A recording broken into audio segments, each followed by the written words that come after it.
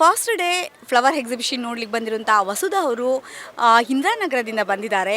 S, ಅವರಿಗೆ ಈ ಬಾರಿಯ ಒಂದು ಪುಷ್ಪ ಪ್ರದರ್ಶನದ ಒಂದು ವಿಶೇಷತೆ ಹೇಗೆ ಅನ್ನಿಸ್ತಾ ಇದೆ? ಹಾಗೆ ಹಾಯ್ ಮೇಡಮ್, ವಸುಧಾ ಮೇಡಮ್.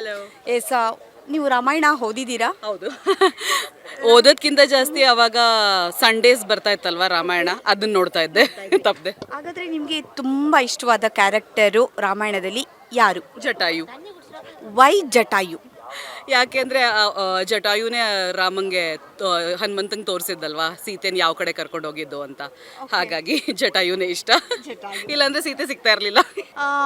ರಾಮನ ಅಮ್ಮ ಹೆಸರೇನು? Kausalya.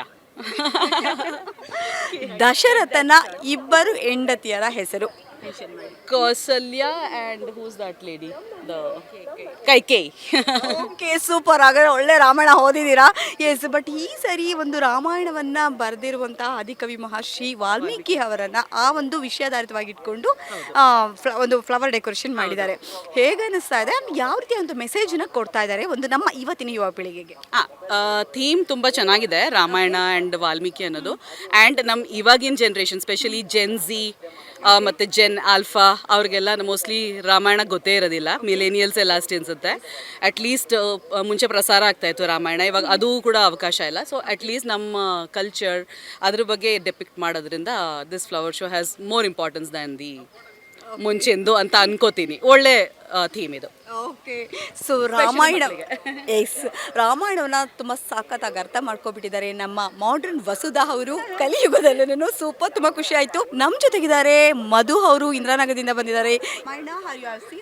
I have seen also, and somewhere or the other I have read also couple of books. Can I ask you one question? Yes, please. So Rama, how many brothers he has siblings? Four. Can you mention the names, please? Ram, Bharat, Lakshman, and Shatrughan. Oh, super.